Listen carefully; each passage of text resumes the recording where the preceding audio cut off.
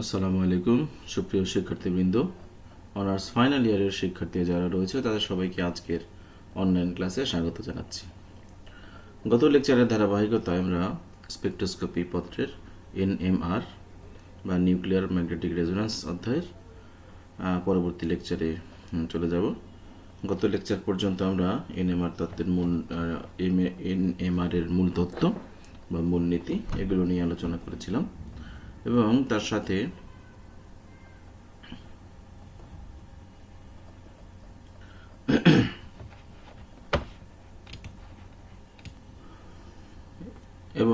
সাথে অন্যান্য কিছু কোশ্চেন ছিল, যেমন ফ্রিকোয়েন্সি, লারমোর ফ্রিকোয়েন্সির সমীকরণ ছিল এবং তার সাথে মূলনীতির পরে যেটা আমরা দেখেছিলাম যে শিল্ডিং ইফেক্টের একটি ধারণা, শিল্ডিং কনস্ট্যান্টের একটি ধারণা, এগুলো নিয়ে আমরা গত লেকচারে আলোচনা করেছিলাম। আজকে আমরা তার পরবর্তী অংশে চলে যাব। এটি হচ্ছে রিল্যাক্সেশন প্রসেস বা স্বস্তির সময়। এটি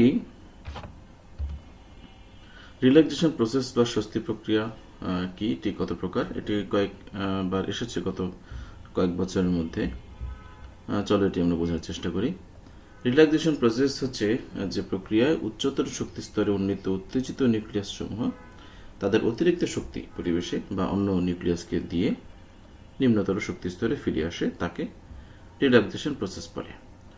তো যেহেতু আমরা জানি যে ধাপান্তরিত হয় নিউক্লিয়াসের স্তর রয়েছে, নিম্ন স্তর, উচ্চ স্তর রয়েছে। তো একটা পরমাণুস্থ নিউক্লিয়াস যখন কোনো রেডিও ওয়েভ অঞ্চলের ইলেকট্রোম্যাগনেটিক রেডিয়েশনকে অ্যাবজর্ব করে এবং তার নিজস্ব লারমোর ফ্রিকোয়েন্সির সাথে যখন ওই রেডিও ওয়েভ অঞ্চলের ফ্রিকোয়েন্সির ম্যাচিং হয়, তখন যা ঘটে সেটা হচ্ছে তাদের রেজোন্যান্স। এবং রেজোন্যান্সের ফলে সে নিম্নতর স্তর থেকে, নিম্নতর নিউক্লিয়াস স্তর থেকে উচ্চতর নিউক্লিয়াস স্তরে ধাপান্তরিত হয়। এবং নিম্ন থেকে উচ্চতর নিউক্লিয়াসে স্তরে ধাপান্তরিত হতে গেলে তাকে অবশ্যই শক্তি শোষণ করতে হয়। তো এই জন্য যে প্রক্রিয়ায় এই উচ্চতর শক্তি স্তরে উন্নীত এক্সাইটেড নিউক্লিয়াসগুলো তাদের অতিরিক্ত শক্তিকে কি করে, যে শক্তিটা শোষণ করে সে উপরে ওঠে, সেই শক্তিটা সে ছেড়ে দেয়। কোথায়? হয় পরিবেশে ছেড়ে দেয় অথবা অন্য কোনো নিউক্লিয়াসকে সে ছেড়ে দেয়। ছেড়ে দিয়ে সে নিম্নতর শক্তি স্তরে আবার ফিরে আসে। এবং এই ফিরে আসে যে প্রসেসটা, সেটা কি আমরা বলছি রিল্যাক্সেশন প্রসেস, আমরা স্বস্তি প্রক্রিয়া।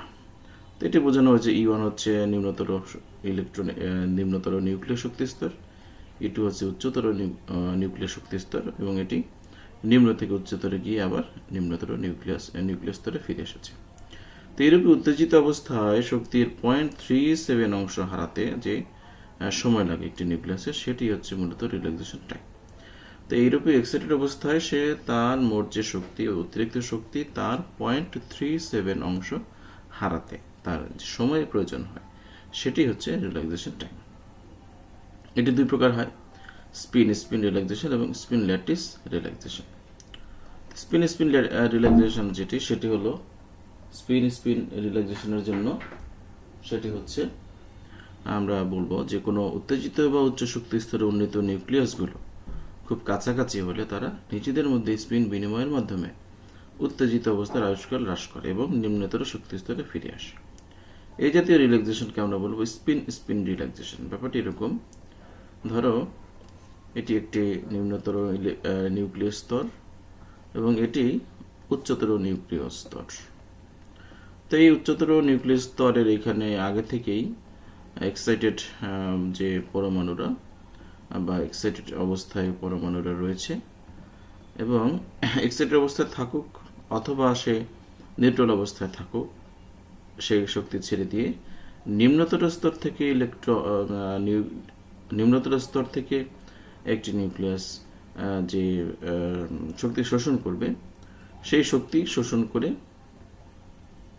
উচ্চতর স্তরে গিয়ে সে শোষিত শক্তিটুকু সে বিকিরণ করে দিবে। যদি তার কোনো একই জাতীয় নিউক্লিয়াস এখানে উপস্থিত থাকে আগে থেকেই, সে নিউক্লিয়াসকেও সে ওই অতিরিক্ত শক্তিটুকু রিলিজ করে দিতে পারে। তখন এই যে এইটা মনে করো লাল নিউক্লিয়াস, এটি এক্সাইটেড হয়ে উপরে গেল এবং এটি অতিরিক্ত শক্তিটুকুকে ওই উচ্চ স্তরে থাকা অন্য নিউক্লিয়াস যারা আছে, তারা ওইগুলি কালো নিউক্লিয়াস, অন্য নিউক্লিয়াস, অন্য পরমাণু নিউক্লিয়াস, সেই পরমাণু নিউক্লিয়াসকে সে অতিরিক্ত শক্তিটুকু রিলিজ করে দিবে। তো এখানে হচ্ছে কি স্পিন স্পিন রিল্যাক্সেশন, কারণ প্রতিটি নিউক্লিয়াসেরই কি থাকবে, স্পিন থাকবে। তো এটিও স্পিনের এবং এটিও স্পিনের, তো এই জন্য এটাকে বলা হচ্ছে স্পিন স্পিন রিল্যাক্সেশন। ঠিক আছে, তো এই জন্য বলা হচ্ছে যে কোনো উত্তেজিত বা উচ্চতর শক্তি স্তরের উন্নীত নিউক্লিয়াসগুলো খুব কাছাকাছি হলে তারা নিজেদের মধ্যে স্পিন বিনিময় করে, তার মানে এদের মধ্যে শক্তির বিনিময় হয় এবং উত্তেজিত অবস্থার আয়ুষ্কাল হ্রাস পায়। আমরা জানি যে আয়ুষ্কাল 0.37 হ্রাস পাবে, সেটিকে আমরা বলতে চাই রিল্যাক্সেশন টাইম। তো উত্তেজিত অবস্থায় আয়ুষ্কাল হ্রাস পায় এবং নিম্নতর শক্তি স্তরে তখন ওই এক্সাইটেড স্টেটে যে নিউক্লিয়াসটা উঠেছিল সেটি আবার ফিরে আসে। এটাকে আমরা বলছি স্পিন স্পিন রিল্যাক্সেশন। যেমন এখানে বোঝানো হয়েছে এন দিয়ে নিউক্লিয়াস এইচ নিউ পরিমাণ শক্তি অ্যাবজর্ব করেছে, অ্যাবজর্ব করার পরে সে এক্সাইটেড হয়েছে, যে এন স্টার এক্সাইটেড হয়েছে সে, তারপরে সে এক্সাইটেড হয়ে এই যে এন স্টারটা উত্তেজিত অবস্থায় অন্য নিউক্লিয়াসকে সে এই এক্সাইটেড অতিরিক্ত শক্তিটুকুকে রিলিজ করে দিচ্ছে। রিলিজ করে দিলে পরে এই যে নিউক্লিয়াস সেটি শক্তি হারিয়ে এন হয়ে গেছে এবং উত্তেজিত অবস্থায় উচ্চতর স্তরে যে নিউক্লিয়াসটি ছিল সেটি ওই অতিরিক্ত শক্তিটুকুকে গ্রহণ করেছে বা শোষণ করেছে, এন স্টার হয়েছে। ঠিক আছে, এই এন স্টার হচ্ছে আগে থেকে যে নিউক্লিয়াসে সে অতিরিক্ত শক্তিটুকুকে শিফট করেছে সেটি, আর এটি হচ্ছে যে নিউক্লিয়াসটি নিম্নতর স্তর থেকে উচ্চ স্তরে উঠেছে সেটি। ঠিক আছে, তো এখানে এই দুইটা নিউক্লিয়াসের মধ্যে স্পিন স্পিন ধাপান্তর হলো বা স্পিন স্পিন রিল্যাক্সেশন হলো। ঠিক আছে, তো এটা হচ্ছে একটি স্পিন স্পিন রিল্যাক্সেশন, একটা হচ্ছে স্পিন ল্যাটিস রিল্যাক্সেশন। ল্যাটিস বলতে বোঝাচ্ছে উচ্চতর শক্তি স্তরে যদি অন্য কোনো দ্রাবক অথবা অন্য কোনো পরমাণু থাকে, অন্য কোনো ল্যাটিস থাকে, অন্য কোনো ল্যাটিস পরমাণু না, সরি, দ্রাবক অণু অথবা অন্য কোনো ল্যাটিস যদি থাকে, তাহলে সেটি হবে যে নিউক্লিয়াসটি উচ্চ স্তরে উঠেছে তা হচ্ছে ভিন্ন কোনো নিউক্লিয়াস। আগেরটাকে আমরা বলেছি একই টাইপের নিউক্লিয়াস যেটি উচ্চতর স্তরে রয়েছে, তাতে অতিরিক্ত শক্তিটুকুকে শিফট করেছে।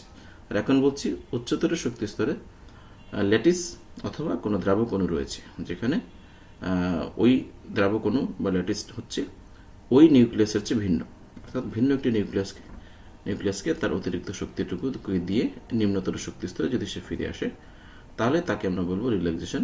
কেমন রিল্যাক্সেশন? Spin lattice relaxation. ঠিক আছে,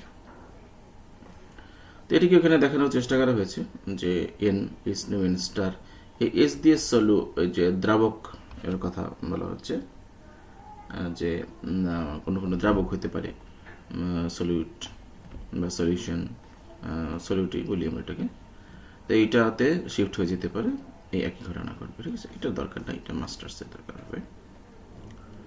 তারপরে আছে স্যাচুরেশন স্টেট, এটা দেখে নিতে পারে, এটা ইম্পর্টেন্ট না তেমন একটা। স্যাচুরেশন স্টেট মানে হচ্ছে নিম্ন এবং উচ্চ শক্তি স্তরের মধ্যে যদি কোনো শক্তির পার্থক্য না থাকে, যে নিউক্লিয়াস সংখ্যার কোনো পার্থক্য থাকে না, তাকে আমরা বলি স্যাচুরেশন স্টেট। সেক্ষেত্রে কোনো বর্ণরেখাও পাওয়া যাবে না, মৃদু হয়ে যাবে ইত্যাদি, কোনো দরকার হবে না। এইটা আমরা পড়বো, খুবই গুরুত্বপূর্ণ। এই চ্যাপ্টারের মধ্যে সবচেয়ে গুরুত্বপূর্ণ কোশ্চেন বা টপিকস হচ্ছে এটি হচ্ছে কেমিক্যাল শিফট বা রাসায়নিক সরণ। তো রাসায়নিক সরণ হচ্ছে, আমরা বলবো যে কোনো আদর্শ রেখা বা অনুষ্ঠিত রাসায়নিক পরিবেশের ভিন্নতার কারণে বিবিচ্য নিউক্লিয়াসগুলোর রেজোন্যান্স রেখার ব্যবধানকে রাসায়নিক সরণ বা কেমিক্যাল শিফট বলে। বিষয়টা এমন যে, ধরো কোনো একটি যৌগ হচ্ছে ইথানলের এখানে হাইড্রোজেন বা প্রোটন সমেত হচ্ছে একটা এবং একটা, তিনটা।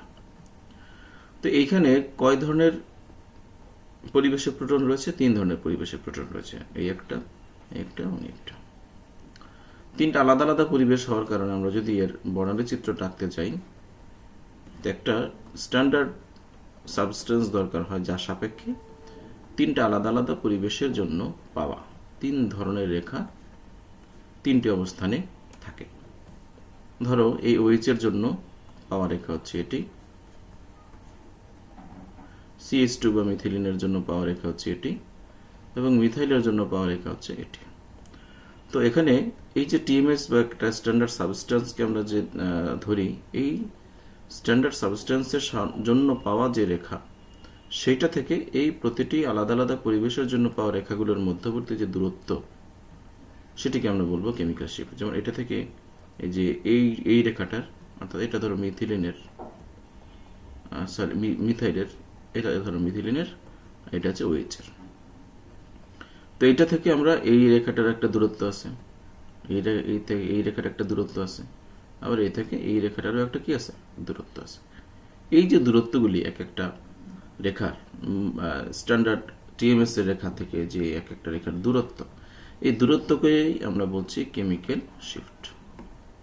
এই দূরত্বগুলোকেই আমরা বলছি কেমিক্যাল শিফট বা রাসায়নিক সরণ।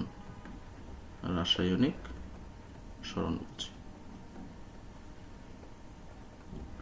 তাহলে সংজ্ঞা বুঝতে পারলাম। এখন বলেছে যে কোন আদর্শ রেখা ও অনুস্থিত রাসায়নিক পরিবেশের ভিন্নতার কারণে, এই ভিন্নতার কথা আমি বলেছি, বিবেচ্য নিউক্লিয়াসগুলোর, অর্থাৎ যে নিউক্লিয়াসগুলোতে প্রোটন আছে, সেই প্রোটনগুলোর জন্য তো আমরা অবশ্যই রেজোন্যান্স রেখা পাবো, তাই না? সেই রেজোন্যান্স রেখার ব্যবধানকে রাসায়নিক সরণ বা কেমিক্যাল বলে, কেমিক্যাল শিফট বলে। ব্যবধান বলতে ওই যে আদর্শ রেখা এবং ওই ভিন্ন নিউক্লিয়াস বা ভিন্ন পরিবেশের জন্য পাওয়া নিউক্লিয়াসের জন্য যে রেখা, সেই রেখার মধ্যবর্তী যে দূরত্ব বা ব্যবধান, সেটাকে আমরা বলি রাসায়নিক সরণ বা কেমিক্যাল শিফট। এটাকে ডেল্টা দ্বারা আমরা প্রকাশ করি। সুতরাং স্ট্যান্ডার্ড সাবস্টেন্স যেমন টিএমএস, টেট্রামিথিলসিলেন, এর পিককে স্ট্যান্ডার্ড ধরে ভিন্ন গ্রুপের পিক দূরত্বকে উক্ত গ্রুপ এর কেমিক্যাল শিফট বলে। ঠিক আছে, সংজ্ঞা বুঝতে পারলাম আমরা। রাসায়নিক সরণ নির্ণয় করার জন্য আমরা বলি যে টিএমএস এর পিক যেটি, সেটিকে ডেল্টা ইকুয়ালস টু 0 তে স্থাপন করা হয়, এবং অন্য প্রোটন যেগুলো আছে সেগুলো ফ্রিকোয়েন্সিকে বাম দিকে প্লট করা হয়। দেখো আমি কিন্তু তাই করেছি। এই যে এটা টিএমএস, এটাকে ধরা হবে 0, এবং এই বাম দিকে আমি এই আলাদা আলাদা তিনটা পরিবেশের জন্য পাওয়া তিনটা রেখাকে প্লট করেছি। এই প্লটকে থেকে কেমিক্যাল শিফট হিসাব করা যায়। ঠিক আছে, এটা দিয়ে আমরা কেমিক্যাল শিফট মান হিসাব করতে পারি, এবং এটার জন্য আমরা একটা সূত্রকে ব্যবহার করি। সূত্রটি হচ্ছে এরকম যে ডেল্টা সমান BS minus BTMS by B0 into 10⁶ ppm। এখানে BS হচ্ছে স্যাম্পল, যেটি যে যৌগটির আমরা বের করব,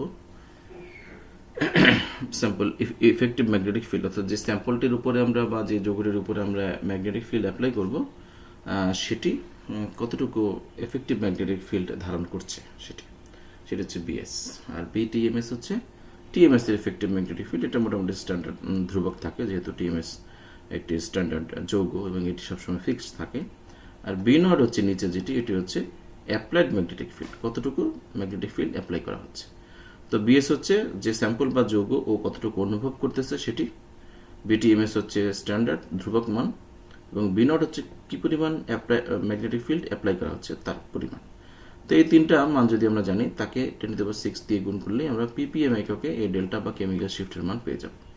তো পার্টস পার মিলিয়ন, এটাকে রাসায়নিক সরণের একক আমরা ধরে নিই। হ্যাঁ, আচ্ছা, এখন হচ্ছে খুবই গুরুত্বপূর্ণ একটি পয়েন্ট, যেটি হচ্ছে রাসায়নিক সরণের মৌলিক কারণ কি। রাসায়নিক সরণের মৌলিক কারণটা কি, কি কারণে রাসায়নিক সরণ হয়? অবশ্যই একটা কারণ থাকবে, এমনি কেমিক্যাল শিফট পাওয়া যাবে না বা রাসায়নিক সরণও হবে না। তো এর মূল কারণটা আমরা একটু পর্যালোচনা করি। এর মূল কারণটা হচ্ছে আচ্ছাদন ফলাফল বা শিল্ডিং এফেক্ট। গতদিন আমরা এটা পড়েছিলাম, শিল্ডিং এফেক্ট।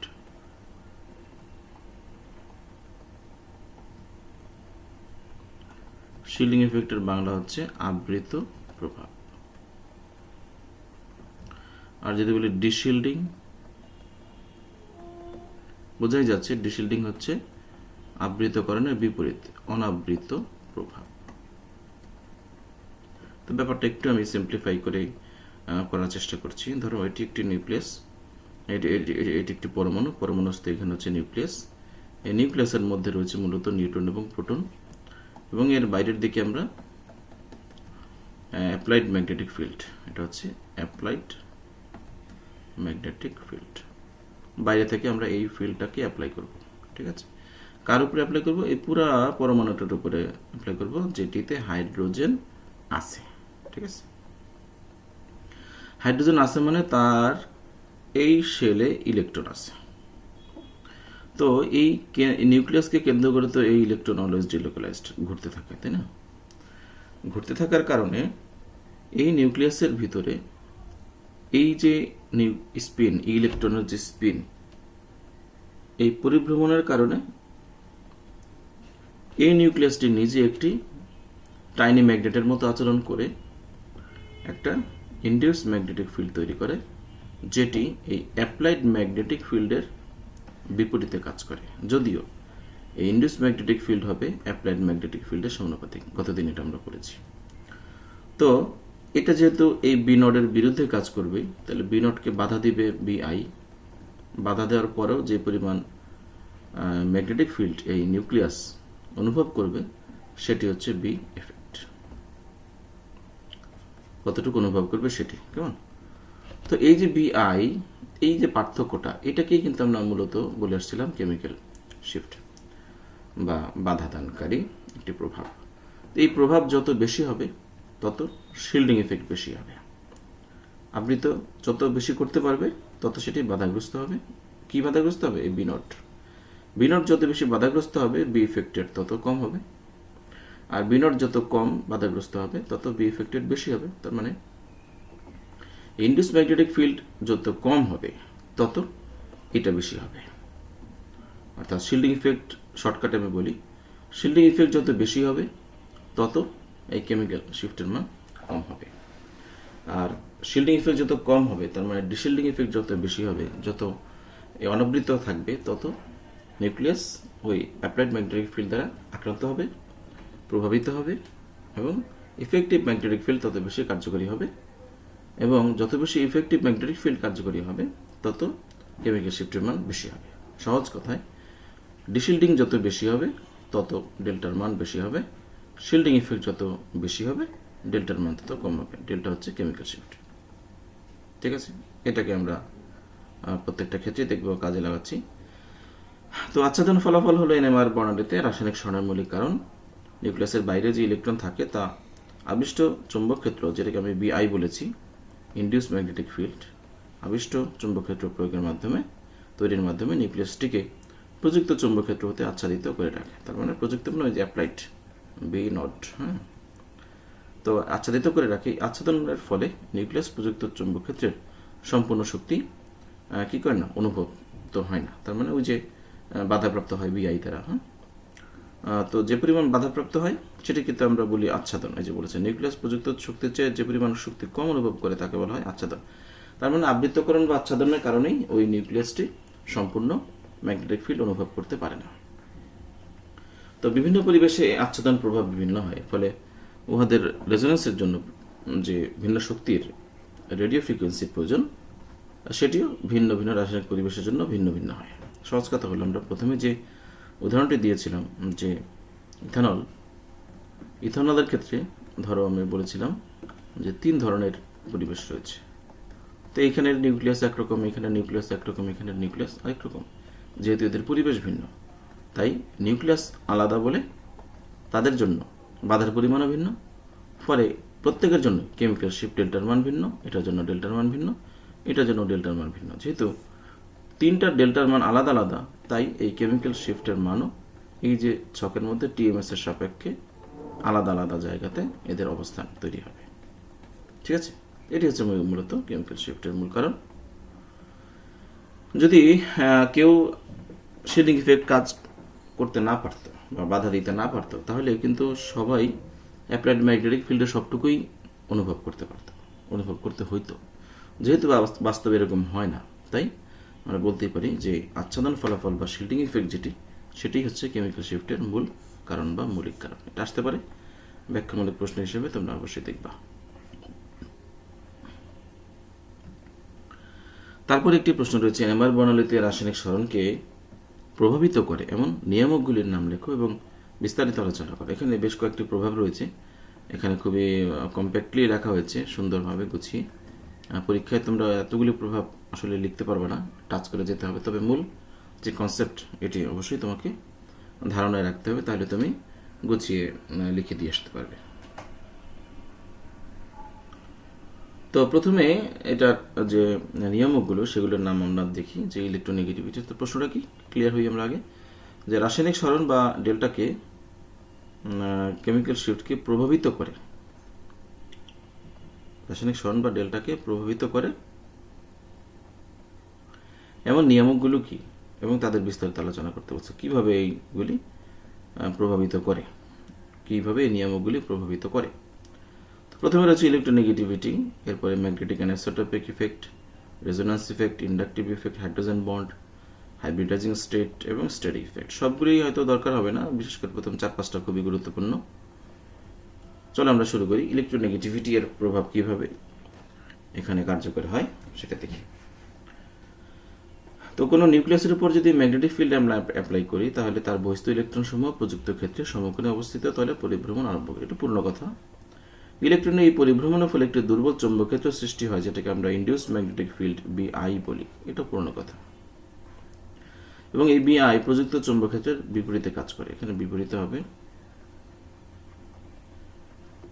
বিপরীতে কাজ করে। এই আবিষ্ট চৌম্বকক্ষেত্র নিউক্লিয়াসের চারপাশে, এই আবিষ্ট চৌম্বকক্ষেত্র নিউক্লিয়াসের চারপাশে ইলেকট্রনের ঘনত্বের উপরে নির্ভর করবে। তার মানে এই যে আবিষ্ট চৌম্বকক্ষেত্র যেটি তৈরি হবে বিআই, সেটি নির্ভর করবে আবার নিউক্লিয়াসের চারপাশে ইলেকট্রনের ঘনত্ব কেমন আছে তার উপরে।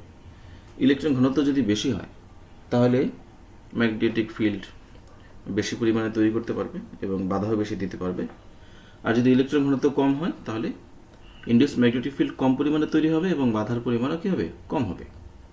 আর বাধার পরিমাণ যত কম হবে আমরা জানি যে কেমিক্যাল শিফটের মান তখন বেড়ে যাবে, অর্থাৎ ডিশিল্ডিং হবে। তো অধিক ইলেকট্রোনেগেটিভিটির কোনো পরমাণু যদি হাইড্রোজেনের পরমাণুর সাথে নিউক্লিয়াসের সাথে যুক্ত থাকে, তাহলে কি করে ইলেকট্রোনেগেটিভিটি যার বেশি সে হাইড্রোজেন থেকে ইলেকট্রনটাকে তার দিকে নিয়ে যায়, তাহলে হাইড্রোজেনটাকে মোর ডিশিল্ডেড করে দেয়, মানে ইলেকট্রন ঘনত্ব কমিয়ে দেয়, এবং সেক্ষেত্রে কি বেশি ম্যাগনেটিক ফিল্ড সেটি অনুভব করবে। যেহেতু ইলেকট্রন ঘনত্ব কমে যাবে, তাই ম্যাগনেটিক ফিল্ডও বেশি পরিমাণে অনুভব করতে পারবে, ফলে কেমিক্যাল শিফটের মান বেড়ে যাবে।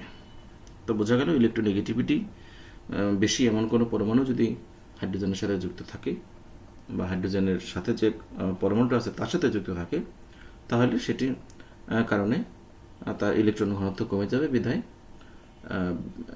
ডিশিল্ডিং হবে। ডিশিল্ডিং হলে পরে কেমিক্যাল শিফটের মান বেশি হবে। উদাহরণ দিয়েছে দেখো, যে methyl chloride, methylene chloride, chloroform, trichloromethane. তো এইটার ক্ষেত্রে ডেল্টার মান 3.05, আর এটার ক্ষেত্রে 5.3। তার মানে বেড়েছে, এটা থেকে এটা আরও বেড়েছে। কেন? এই ধর এখানে একটা ক্লোরিন, এখানে 2টা ক্লোরিন, এখানে 3টা ক্লোরিন। তার মানে ক্লোরিনগুলোকে যদি আমরা এইভাবে বিবেচনা করি, যে CCl, CCl2, CCl3, তো এখানে এদিকে ইলেকট্রন চলে যাবে, তাহলে হাইড্রোজেন তার সাথে যে যুক্ত আছে 3টা, এই 3টা ডিশিল্ডেড হবে। কিন্তু এখানে আছে তো 2টা, তার মানে এইটি বেশি পরিমাণে ইলেকট্রন নিয়ে গেলে এইখানে আরও ডিশিল্ডেড হবে। এখানে 3টা থাকার কারণে আরও বেশি ডিশিল্ডেড হবে, ফলে এটির মান হবে আরও বেশি। এই জন্য ডেল্টার মান এটারই সবচেয়ে বেশি। আবার একই হ্যালোজেন না হয়ে বা একই ইলেকট্রোনেগেটিভিটি পরমাণু না হয়ে যদি ভিন্ন ভিন্ন হয়, সেক্ষেত্রে একই ঘটনা ঘটবে। যেমন ধরো এখানে ফ্লোরিনের হচ্ছে ডেল্টার মান 4.26, ক্লোরিনের ব্রোমিনের আরও কম, কারণ আমরা জানি ফ্লোরিনের সবচেয়ে তড়িৎ ঋণাত্মকতা বেশি এগুলোর চেয়ে। তো কার্বনের থেকে বেশি পরিমাণ সবচেয়ে ইলেকট্রন টানতে পারবে ফ্লোরিন, তাই তার জন্য ডেল্টার মান সবচেয়ে বেশি। ঠিক আছে, তো আর কিছু এক্সাম্পল দিয়েছে, তোমরা দেখতে পারো একই রকম।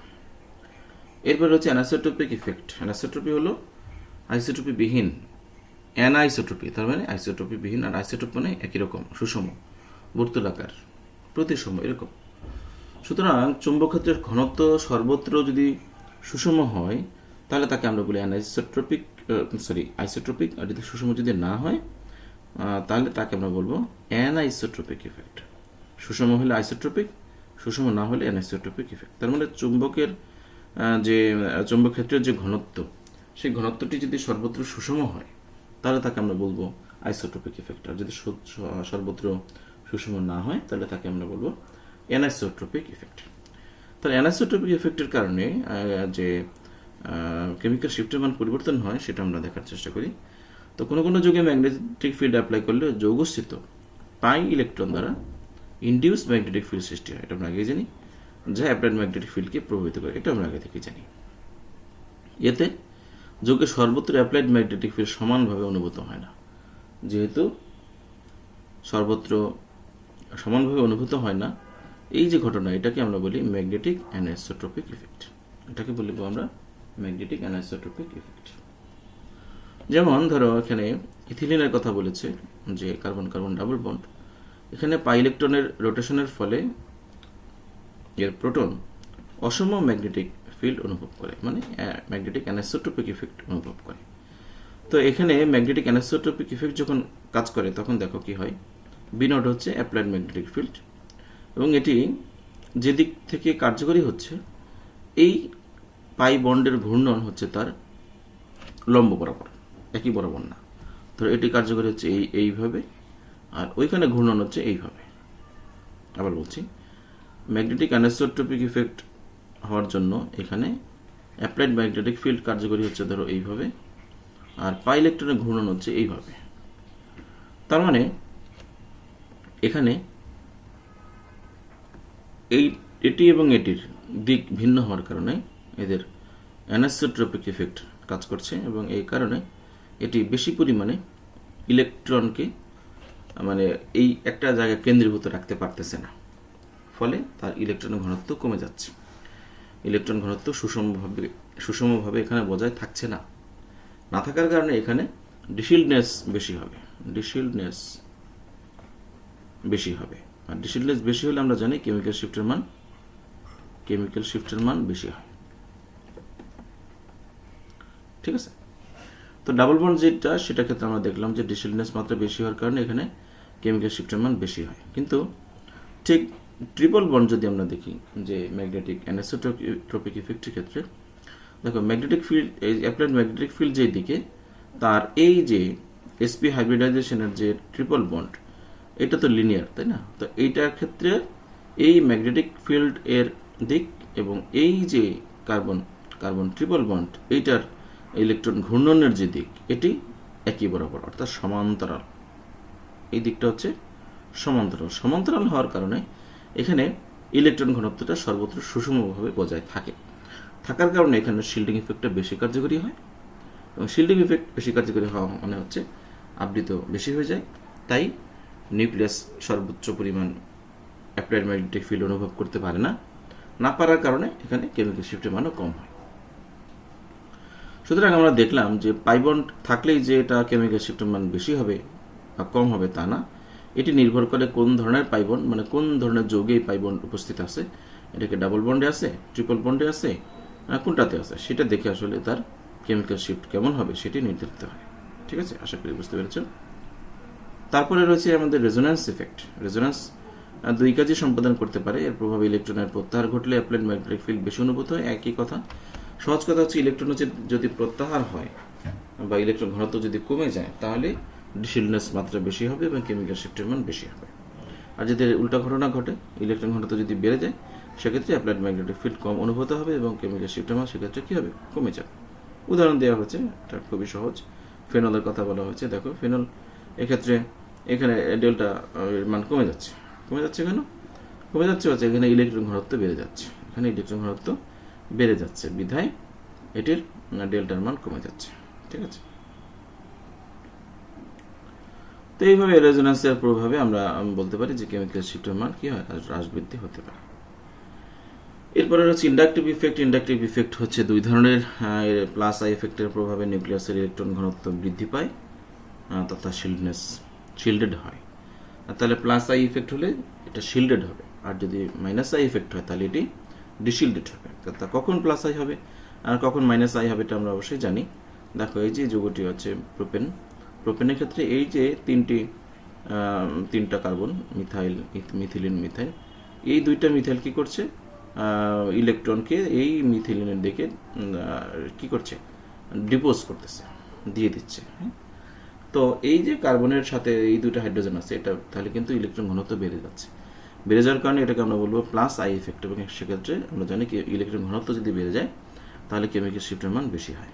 ঠিক আছে, সুতরাং কেমিক্যাল শিফটের মান কম হয়। সুতরাং এই ক্ষেত্রে কেমিক্যাল শিফটের মানটা কম হবে।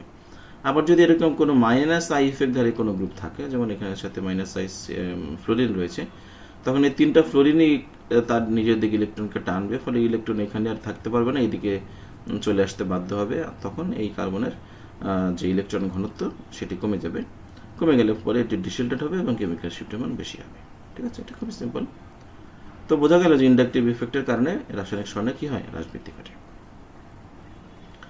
আবার হচ্ছে হাইড্রোজেন বন্ড। হাইড্রোজেন বন্ডের ক্ষেত্রেও দেখো আমরা বলি যে হাইড্রোজেন বন্ড সাধারণত কি হয়, ইলেকট্রন ব্যবহার করেই তো হয়। তো হাইড্রোজেন বন্ড গঠন করার জন্য যদি হাইড্রোজেন তার ইলেকট্রনকে ব্যবহার করে, তাহলে ওই হাইড্রোজেনের তো ইলেকট্রন ঘনত্ব কমে গেল, কারণ সে ওই ইলেকট্রন দিয়ে অন্য কারোর সাথে হাইড্রোজেন বন্ধন তৈরি করার কাজে ব্যবহার করছে। ফলে হাইড্রোজেনের ইলেকট্রন ঘনত্ব কমে যাওয়ার কারণে সেটি ডিসিল্ডনেস মাত্রা বেড়ে যাবে বা ডিসিল্ডেড হয়ে যাবে, ফলে তার কেমিক্যাল শিফটের মান বা ডেল্টার মান কি হবে, বৃদ্ধি পাবে, বেড়ে যাবে। ঠিক আছে, হাইব্রিডাইজিং স্টেট, এটা গুরুত্বপূর্ণ। হাইব্রিডিং স্টেটটা আমরা জানি sp হয়, sp2 হয়, sp3 হয়, এবং এদের এস ক্যারেক্টার দেখো, এটাতে 50%, এটাতে 33.3%, এটাতে হচ্ছে 25%। তো স্বভাবত কি হয়, এস ক্যারেক্টার যত বাড়তে থাকে তত আমরা বলি ডিসিল্ডনেস মাত্রা বেড়ে যায়। এস ক্যারেক্টার যত বাড়তে থাকেন, এস তো ছোট অরবিটাল, তাই না? সুতরাং এস অরবিটালের কাছাকাছি যদি ইলেকট্রন ঘনত্ব বেশি থাকে, তাহলে অবশ্যই এস এর সাথে যে অরবিটালটা রয়েছে সেটিতে ইলেকট্রন ঘনত্ব কমে যাবে, ফলে সেটি ডিসিল্ডেড হয়ে যাবে, এবং ডিসিল্ডেড হয়ে গেলে কেমিক্যাল শিফটের মান বেড়ে যাবে। সুতরাং বলা যাচ্ছে যে যত এস ক্যারেক্টার বেড়ে যাবে তত কেমিক্যাল শিফটের মান বেড়ে যাবে। কিন্তু আচ্ছা, এটার উদাহরণ শেষ করি আমি। তাহলে sp3 এবং sp2 এর মধ্যে আমরা যদি দেখি, এটাতে এস হচ্ছে 25%, এটাতে হচ্ছে 33.3%। তো এটা চেয়ে যেহেতু এটাতে এস ক্যারেক্টার বেশি, তাহলে sp2 is greater than sp3 S character, তাই এই sp2 এর ডিসিল্ডনেস মাত্রা বেশি হবে, কেমিক্যাল শিফটের মান এটার বেশি হবে, এটার কম হবে। ঠিক আছে, কিন্তু sp এর সাথে যখন আমরা তুলনা করব sp2 এর, তখন এটাতে এস ক্যারেক্টার আরো বেশি, 50%, তাহলে এটাই তো বেশি হওয়ার কথা ডিসিল্ডনেস মাত্রা বা কেমিক্যাল শিফটের মান, কিন্তু এটাতে কম হয়। এটাতে কি হয়, কম হয়। কারণ হলো এস ক্যারেক্টার যত বৃদ্ধি পাবে, আমরা এই sp হাইব্রিডাইজেশনের ক্ষেত্রে আমরা দেখব যে sp তে পাই অরবিটালের ইলেকট্রনের রোটেশনের জন্য অ্যানিসোট্রপিক ইফেক্ট সৃষ্টি হয়। কি সৃষ্টি হয়, অ্যানিসোট্রপিক ইফেক্ট, যেটা আমরা একটু আগেই পড়েছি। তাহলে sp হাইব্রিডাইজেশনে তো ট্রিপল বন্ড থাকে, এবং ট্রিপল বন্ড থাকার কারণে আমরা জানি সেখানে অ্যানিসোট্রপিক ইফেক্ট তৈরি হওয়ার কারণে তার শিল্ডনেস মাত্রা কি হয়, বেশি হয়, কারণ সেখানে ইলেকট্রন ঘনত্ব বেশি হয়। ফলে শিল্ডনেস মাত্রা বেশি হয় বা শিল্ডেড মাত্রা বেশি হওয়ার কারণে তার কেমিক্যাল শিফটের মান কিন্তু কমে যায়, অর্থাৎ সেটি অ্যাপ্লাইড ম্যাগনেটিক ফিল্ডের সবটুকুই অনুভব করতে পারে না, এই জন্য তার কেমিক্যাল শিফটের মান কম হয়। তাহলে আমি যদি তুলনায় আসি, যে সবচেয়ে বেশি পরিমাণে sp2, ঠিক আছে, sp2 হচ্ছে সবচেয়ে বেশি ডেল্টা। এখানে sp এর হওয়ার কথা ছিল, কিন্তু এখানে ম্যাগনেটিক অ্যানিসোট্রপিক ইফেক্ট কাজ করার কারণে এটা ডেল্টার মান এই sp2 এর চেয়ে কম হয়।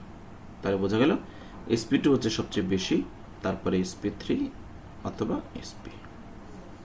ঠিক আছে, এটা একটু ব্যতিক্রম, এটা আসতে পারে, আসার চান্স বেশি, এটা অবশ্যই তোমরা পড়বা। তো শিল্ডিং বা আবৃত্তি বলতে কি বোঝো, এটা আমরা পড়েছি এতক্ষণে। শিল্ডিং ইফেক্টের যা ঘটনা এখানেই আচ্ছাদন ব্যাপারটা কি এটা আমরা বলে ফেলেছি। শিল্ডিং বা পর্যায় আচ্ছাদনের প্রভাবক সমূহ কি, এটা আমাদের পড়া হয়েছে, এটা পড়া হয়েছে খুবই। যে ডিশিল্ডিং বা অনাবৃত, এটা আমরা জানি শিল্ডিং এর বিপরীত রাশি হচ্ছে ডিশিল্ডিং। শিল্ডিং যত বেশি, আবৃত প্রভাব যত বেশি, তত সেটির কেমিক্যাল শিফটের মান কম হবে, এবং ডিশিল্ডিং যত বেশি হবে তার কেমিক্যাল শিফটের মান তত বেশি হবে। ঠিক আছে, আচ্ছা, তারপরে এটার পরে আমরা দেখি টিএমএস কে কেন স্ট্যান্ডার্ড সাবস্টেন্স হিসেবে ব্যবহার করা হবে, এই কোশ্চেনটি আছে। বলেছে যে আদর্শ যৌগের কি কি গুণাবলী আছে এবং এটি টিএমএস কে কেন স্ট্যান্ডার্ড রেফারেন্স হিসেবে আমরা ব্যবহার করব। এটি খুবই সহজ একটি প্রশ্ন, এটা খুবই সিম্পল। টেট্রামিথিলসিলিয়ানকে এটাতে কি হয়, এটি রাসায়নিকভাবে নিষ্ক্রিয়, এটি প্রোটন সমূহ সমতুল পরিবেশে থাকে বলে একটি মাত্র পিক পাওয়া যায়। তার মানে এই যে মিথাইল মিথাইল মিথাইল মিথাইল সবগুলো একই পরিবেশে আছে, তাই একটা মাত্র পিক পাওয়া যায়। সুতরাং অন্য নিউক্লিয়াসের পিক পাওয়ার জন্য কোনো বিঘ্ন বা বাধা এই যৌগটি ঘটায় না, এই জন্য এটিকে ব্যবহার করা হতে পারে। এটি নমুনার সাথে দ্রাবকের আন্তঃক্রিয়া ইন্টারেকশন হয় না এমন অবস্থা সৃষ্টি করে। এটি চুম্বকীয়ভাবে আইসোটোপীয়, খেয়াল করো, আইসোটোপীয় মানে এটা সুষমভাবে বর্তুলাকার। এটা সহজলভ্য, দামে সস্তা ইত্যাদিতে খুব ইজি, এটা দেখে নিতে পারবা তোমরা। আচ্ছা, এরপরে রয়েছে স্পিন স্পিন কাপলিং।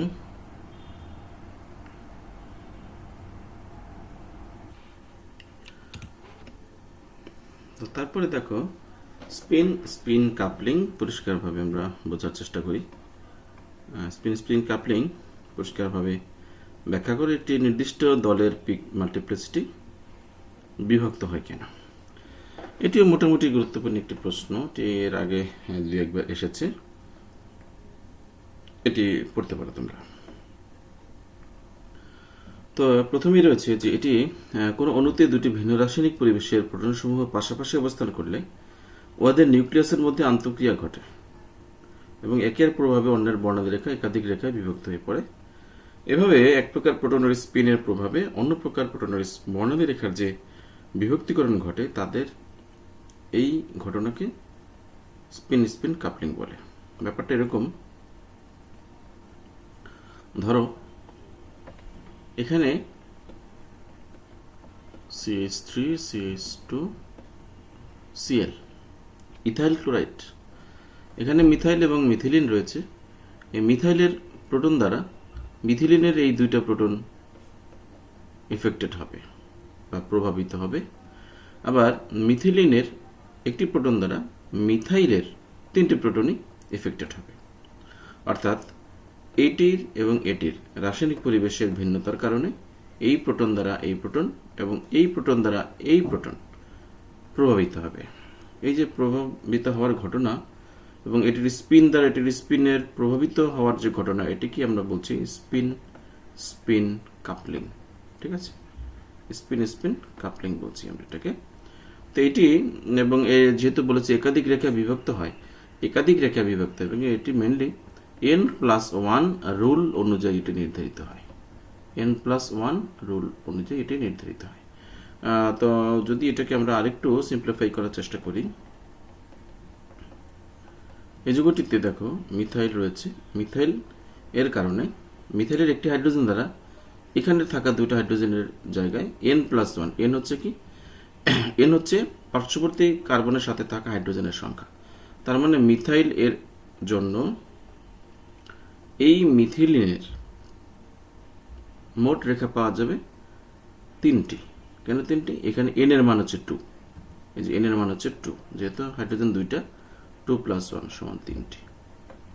তার মানে মিথিলিনের রেখা পাওয়া যাবে 3টি, আর মিথাইলের রেখা পাওয়া যাবে এই মিথিলিনের জন্য 3+1, তার মানে 4টি। তাহলে এটা n+1 রুল অনুযায়ী নির্ধারিত হলো এবং এটি একাধিক রেখা কিন্তু বিভক্ত হয়ে পড়লো। অবশ্যই 4টি 3টি এরকম রেখা হবে, কমপক্ষে 2টি হবে, কমপক্ষে 2টি হবে যদি সেক্ষেত্রে কোনো গ্রুপ না থাকে।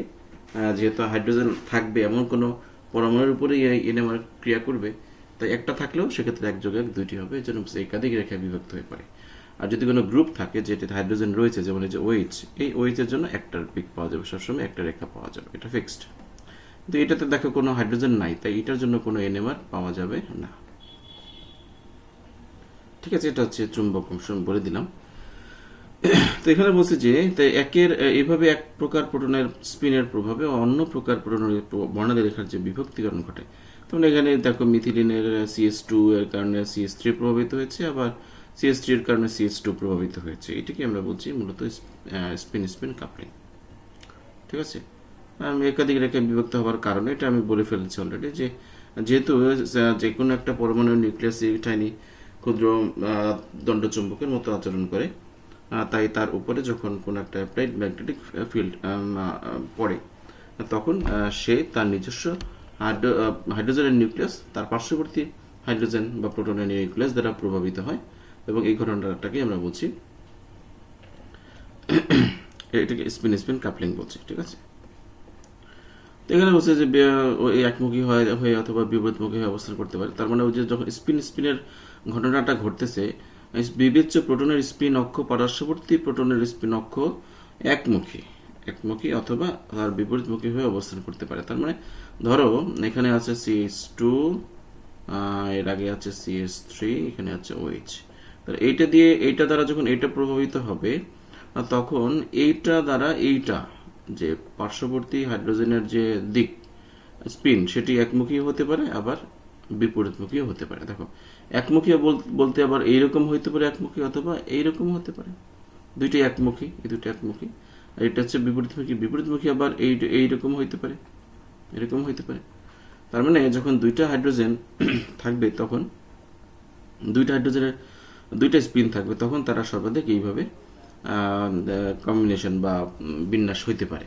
তো যে কটা বিন্যাস হবে সেই অনুযায়ী আমরা কিন্তু তার যে রেখা সংখ্যা এবং রেখার যে উচ্চতা সেটি নির্ধারিত হবে, সেটি আমরা একটু পরে দেখব। তো এই দুইমুখী সরণের দুইমুখী অবস্থানের জন্য শক্তির পার্থক্য সৃষ্টি হয়। শক্তির এই পার্থক্যের জন্য প্রোটনটি ভিন্ন রেডিয়েশনের শক্তি শোষণ করে। ফলে প্রদত্ত চৌম্বক ক্ষেত্রে বিবেচ্য প্রোটন দ্বারা সৃষ্ট বর্ণালী পার্শ্ববর্তী প্রোটনের ক্ষুদ্র চৌম্বক ক্ষেত্রের প্রভাবে একাধিক রেখা বিভক্ত হয়ে পড়ে। সহজ কথা। এখানে উদাহরণ দিয়েছে যে ইথাইল আয়োডাইডের জন্য মিথাইলের জন্য রেখা পাচ্ছি আমরা 3টা। দেখো, এই যে মিথাইলের জন্য রেখা পাচ্ছি 2, এখানে 2টা, আর সূত্রের এক n+1 এর কথা আমরা বলেছিলাম, তো 2+1 3টা, এই যে 3টা রেখা দেখছো। আবার মিথিলিনের জন্য তার পার্শ্ববর্তী এখানে আছে মিথাইল, এখানে প্রোটন আছে 3টা, তাহলে 3+1, তার মানে 4টা, এই যে 4টা, 1 2 3 4। তাহলে এইভাবে রেখা সংখ্যা আমরা বের করতে পারি। আর এটা হচ্ছে টিএমএস প্লট, যে টিএমএস ধরে স্ট্যান্ডার্ড 0 ধরে তার বাম দিকে এই ভিন্ন ভিন্ন পরিবেশে পাওয়া হাইড্রোজেন বা নিউক্লিয়াসের জন্য যে রেখা সেটিকে প্লট করতে হয়, এটি হচ্ছে তার নিয়ম। ঠিক আছে, তারপরে এটা বলে ফেলেছি আমি, ঠিক আছে, এটা বলে ফেলেছি। আচ্ছা, তারপরে দেখো ইথাইল আয়োডাইড একটি গ্রুপ কিভাবে অন্য গ্রুপের হাইড্রোজেন নিউক্লিয়াসকে প্রভাবিত করে। তার ইথাইল আয়োডাইডের, তার মানে এই যে আমি এতক্ষণ যেটির কথা বললাম, এটি হচ্ছে আমার ইথাইল আয়োডাইড। এটি কিভাবে একটি প্রোটন অন্যটাকে প্রভাবিত করে। দেখো, এখানে 2টা হাইড্রোজেন প্রভাবিত হবে এইখানকার একটা হাইড্রোজেন দ্বারা। এইখানকার 2টা হাইড্রোজেন, এই 2টা হাইড্রোজেন হচ্ছে এই 2টা, আর এই মিথাইলের যে কোনো প্রোটন দ্বারা এই 2টা হাইড্রোজেন প্রভাবিত হবে। দেখো, তাহলে এটা হচ্ছে মিথাইলের একটা হাইড্রোজেন, এবং এটা হচ্ছে মিথিলিনের 2টা হাইড্রোজেন। তাহলে এখানে আমরা যদি, যেহেতু 2টা হাইড্রোজেন, তাহলে স্পিন 2 রকম হইতে পারে। তাহলে এইটার সাথে এইটার স্পিন হতে পারে, এটার সাথে আবার এইটারও স্পিন হতে পারে। তাহলে এইটার আর এইটার স্পিনকে বিবেচনা করবো আমরা। ধরো দুইটাই একই মুখী, আবার এইটা আর এইটার দুইটাই বিপরীতমুখী, আর এইটা একটা উপর একটা নিচে, অর্থাৎ ভিন্ন বিপরীতমুখী অবস্থান, এবং এইটার বিপরীতমুখী অবস্থান হচ্ছে এটা। তার মানে যখন দুইটা ভিন্ন প্রোটন বিভিন্নভাবে সজ্জিত হয় তার ডিরেকশন অনুযায়ী, তখন সর্বোচ্চ এই 4টা ওয়েতে তারা কম্বিনেটেড হইতে পারে। তো এই 4টা ওয়ে দ্বারা যদি আমরা টোটাল কম্বিনেশনটাকে চিন্তা করি 100%, তাহলে 4টা ওয়েতে আমরা সমানভাবে 25 দিয়ে দিব। এটা 25%, এটি 25%, আর এটি হচ্ছে যেহেতু দুইটাই একই ধরনের অর্থাৎ বিপরীতমুখী, তাহলে এই দুইটা মিলে হচ্ছে 25 মোট 50%। তো এখানে দেখো B0 + 2 ডেল্টা B0, তার মানে এখানে B0 আমি অ্যাপ্লাইড ম্যাগনেটিক ফিল্ড যা সেটা হচ্ছে B0, সেটি এফেক্টেড হয়েছে দুইটা মানে এই 2 ডেল্টা B0 অর্থাৎ দুইটা প্রোটনের স্পিনের জন্য এটা এফেক্টেড হয়েছে, দুইটা প্রোটনের স্পিনের জন্য এটা এফেক্টেড হয়েছে। এবং এই চিহ্নকে যদি আমরা প্লাস বলি, এবং এইটার চিহ্ন দেখো বিপরীত, আর তার এই চিহ্নটাকে আমরা বলবো মাইনাস। তাহলে B0 - 2 ডেল্টা B0, তার মানে এই দুইটা প্রোটনের উপরে এফেক্টেড হয়েছে, তাই 2 ডেল্টা, আর B0 হচ্ছে মানে B0 এর 2 ডেল্টা পরিমাণে এখানে এফেক্টেড হয়েছে।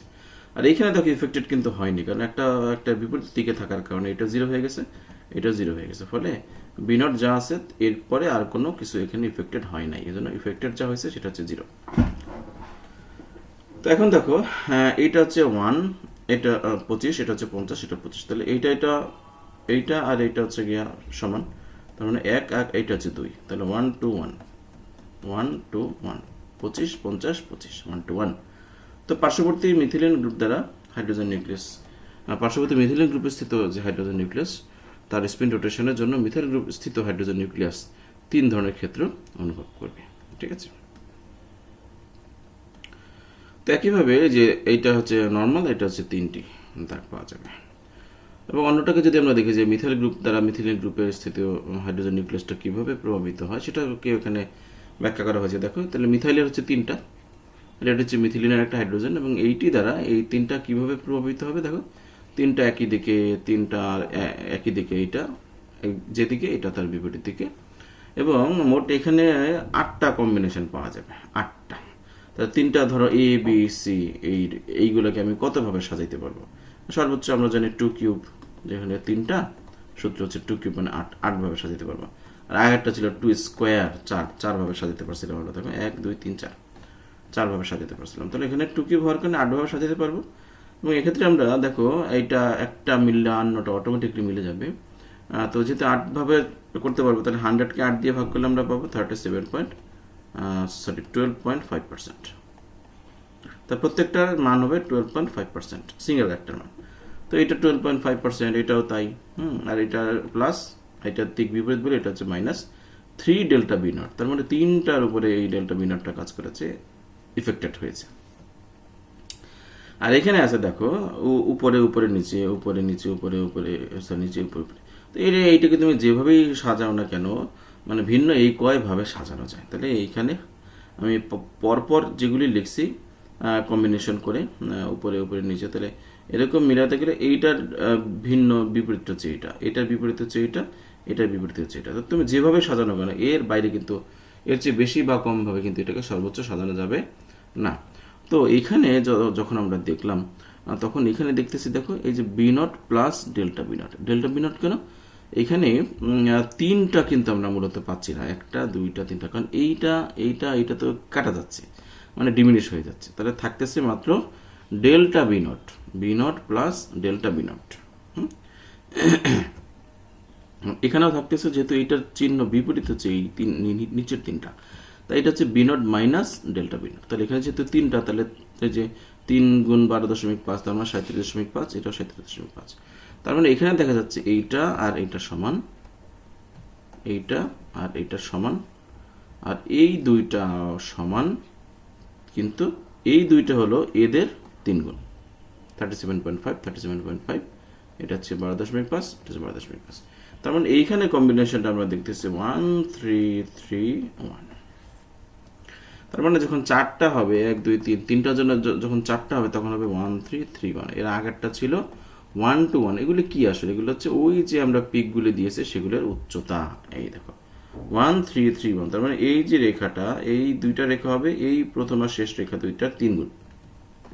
আর আগেরটার ক্ষেত্রে ছিল 1 to 1, যেটা ছিল এরকম, দেখো এই যে 1 to 1, 1 2, এটা হচ্ছে দ্বিগুণ, মাঝখানেরটা দ্বিগুণ, আর পাশের দুইটা হচ্ছে 1 1 করে।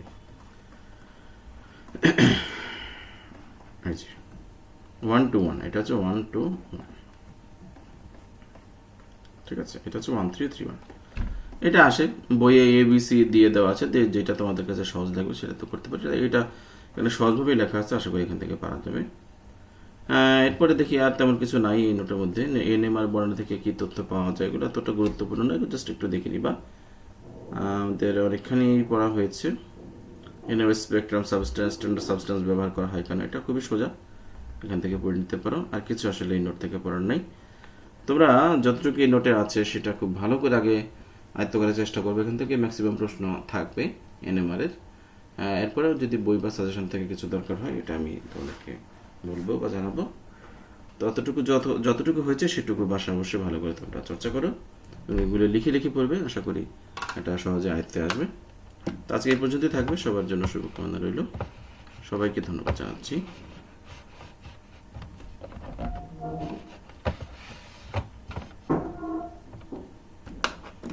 সবাই ভালো থাকুন। আল্লাহ হাফেজ।